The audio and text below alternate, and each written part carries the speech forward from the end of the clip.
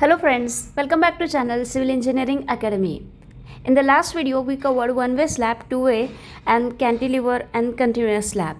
Now let's move forward and understand flat slab, waffle, circular, dome, precast and the post tension and the filler types of slabs used in the modern building construction. So let's begin. Now the very first in this video and the fifth type of a slab, that is flat slab. A flat slab is a beamless slab that is directly supported by columns. To resist punching shear around the column, drop panels or the column capitals are provided.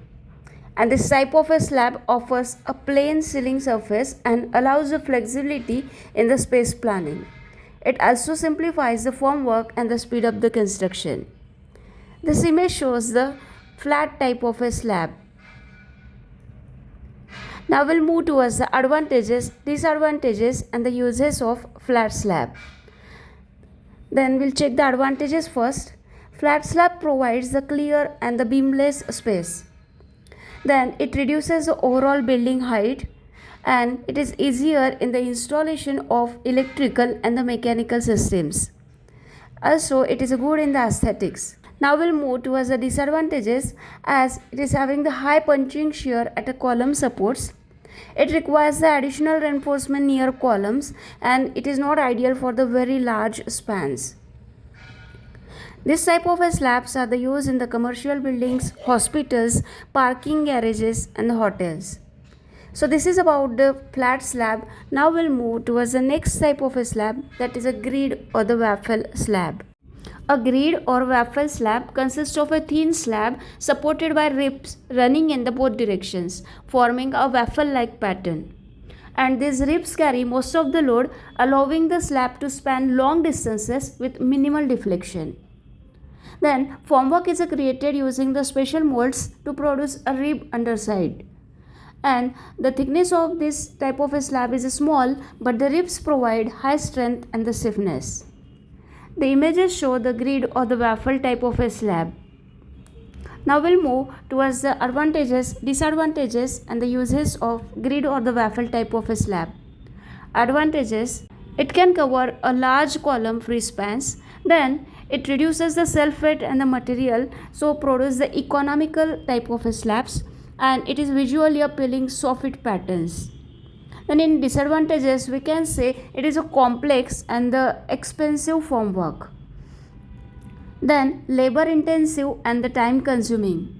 Then these type of slabs are generally provided in the auditoriums, large halls, theaters and the parking structures, where the span is ranging from the 8 to 12 meters. So this is all about the grid or the waffle type of a slab. Now we'll move towards the next type of a slab, that is circular slab. A circular slab has a circular plan and is supported either along its edge or at a central column. The loads act radially and are transferred towards the supports. And the reinforcement is arranged radially and the circumferentially to resist moment and shear. The design is more complex and based on the radial bending theory. The image shows the reinforcement detail in the circular slab. Now we'll move towards the advantages, disadvantages and the uses of a circular slab. In other advantages, we can say it is a uniform in the stress distribution. Also, circular slabs are the aesthetic and it provides a symmetrical appearance, and they are the structurally efficient for the circular forms.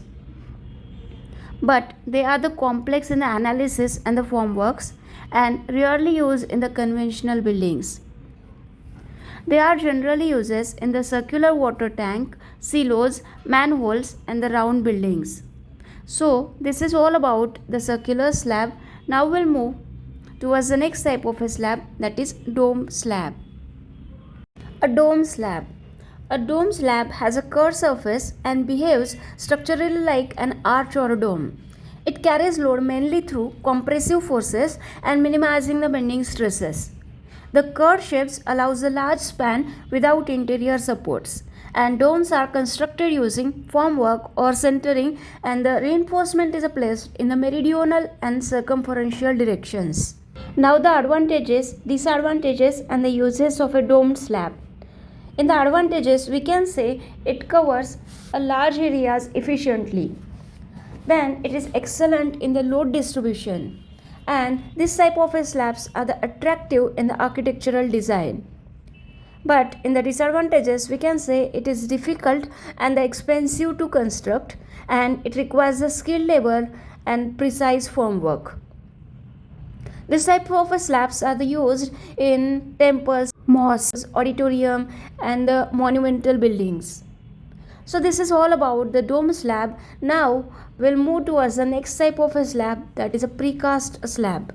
A precast slab is made in factory under controlled conditions and then transported and assembled on site.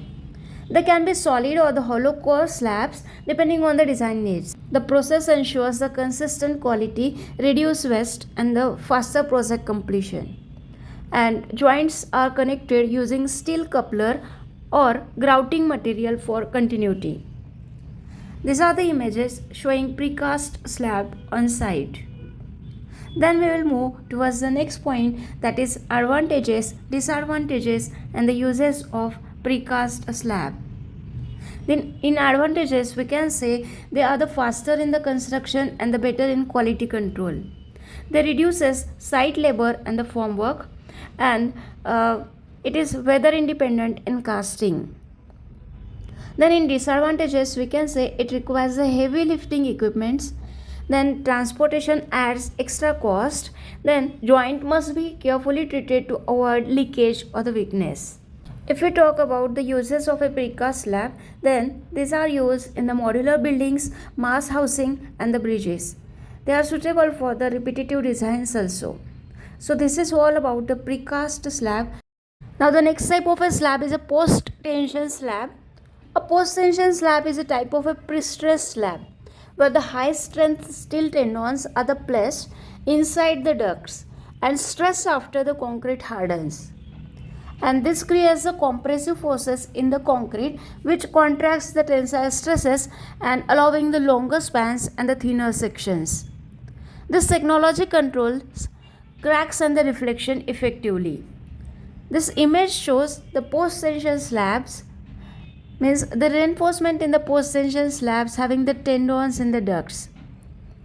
Now we'll move towards the next point, that is advantages, disadvantages, and the uses of post-tension slabs. In the advantages, we can say it allows the larger column free spans, and it reduces the thickness and the material is also saved in this type of a slab, and it allows the crack to control and gives a better durability. But in the disadvantages, we can say it is expensive and requires the skill supervision. Also, it is difficult to modify after construction. These types of slabs are the uses in bridges, commercial complexes, parking garages, and high-rise floors. So this is all about the post-tension slab.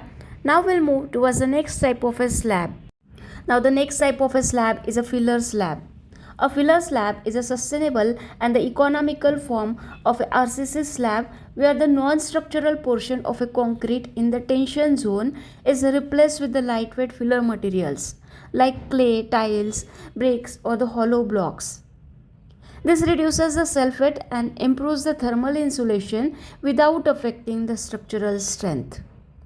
And the filler elements are arranged between the main reinforcement bars and the concrete is poured around them. So this is the image of the filler slab. Then we'll move towards the next point, that is advantages, disadvantages, and the uses of filler slab. Then in advantages, we can say it saves the concrete and steel, hence it is cost effective. Then it provides excellent heat insulation, and it is aesthetic in the ceiling finish, and it often needs the plastering. In the disadvantages, we can say it is not suitable for the heavy load structures and it requires a skilled worker for the proper placement. So these are the disadvantages. Now we see where it is used. Generally, the filler slabs are used in the eco-friendly residential buildings, schools, hostels, and the green projects. So friends, this is all about the different types of slabs used in the building construction. In this part 2, we explored the advanced slab systems like a flat, circular, dome, pretension, post-tension slab and the filler slabs. But in the part 1, we covered the basic slab types like one-way slab, two-way slab, cantilever slab and the continuous slabs. Together, these two parts give the complete understanding of a slab systems used in the building construction. If you haven't watched the part 1 yet, make sure to check it out and stay connected for more practical civil engineering concepts. Thank you so much for watching video till end. If you found the content of this video useful, then please like it, share it and subscribe the channel.